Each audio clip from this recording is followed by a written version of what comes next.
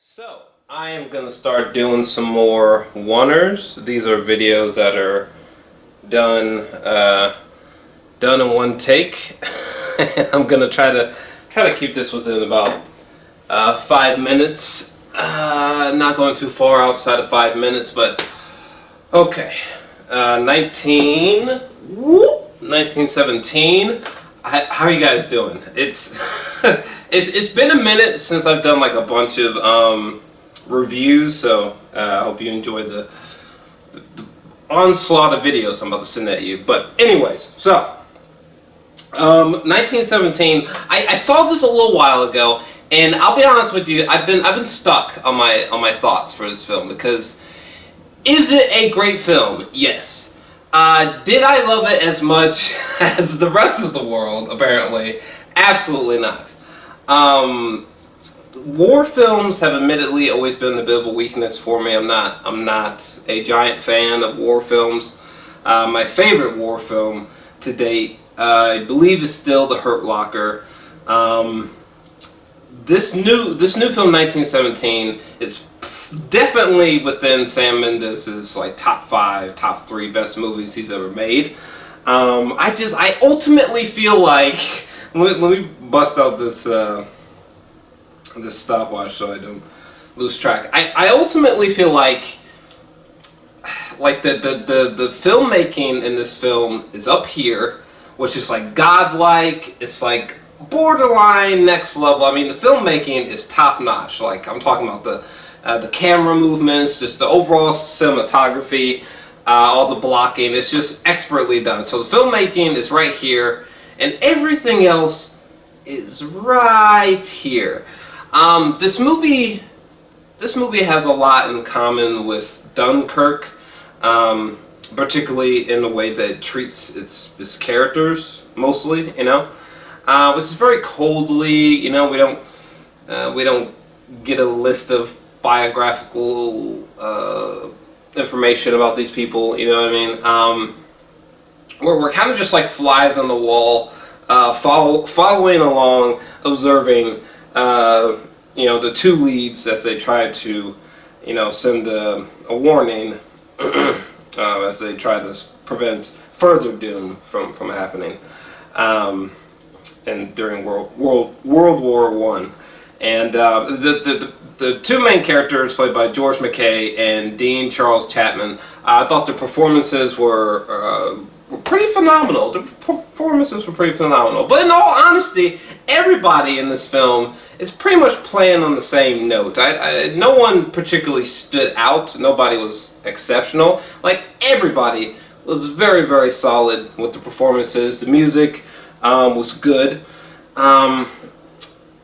But God damn it, you know, the filmmaking is all the way up here, but everything else I thought was,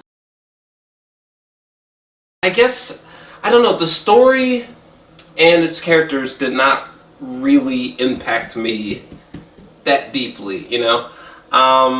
Honestly, and I would choose Dunkirk because there's a lot of similarities. Like Dunkirk is a 10 out of 10 film for me. Because with Dunkirk, in my opinion, the filmmaking here and the story is right here, you know? Even though they treat the characters the same way, both movies could really just be silent movies, but like, the story is just so much richer. It does better with replay value. It's more intricate, and it's just the story is just so much more interesting and thought-provoking in Dunkirk versus here in 1917. In 1917, the story is almost shockingly linear, predictable, straightforward, not too much to it.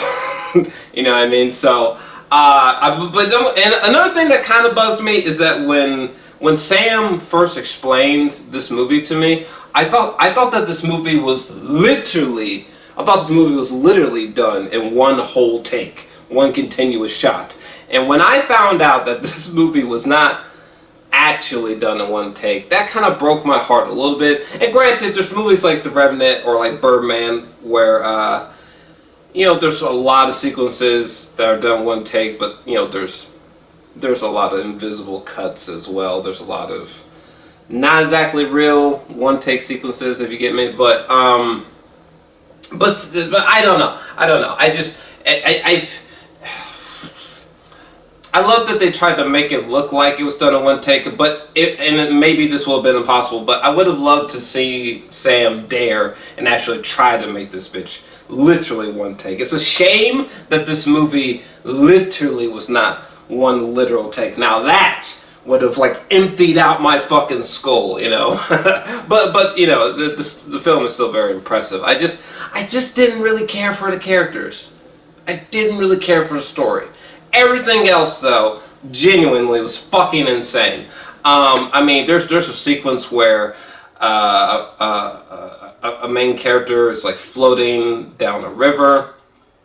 There's a sequence where like it's completely blackout and you're just seeing blown out buildings and you're seeing flares go up, and the way that the light and shadows like dance together from the flares, like there's one sequence that might be the greatest display of light ever put on screen from a Roger Deakins film. You know, there's a certain main character where something very traumatic happens to that character, and like that really hit me. You know, their performance, like that really hit me. So there's a lot to love about this film. But to me, it's mostly just from a filmmaking point of view, from the visuals. The story, the characters, I just didn't really care about them that much, you know. So yeah, personally, I'm feeling an 8. I know maybe this might cause some controversy, maybe this might piss people off or something, but personally, for me, I'm feeling an 8 out of 10 for 1917. Yeah, what'd you think?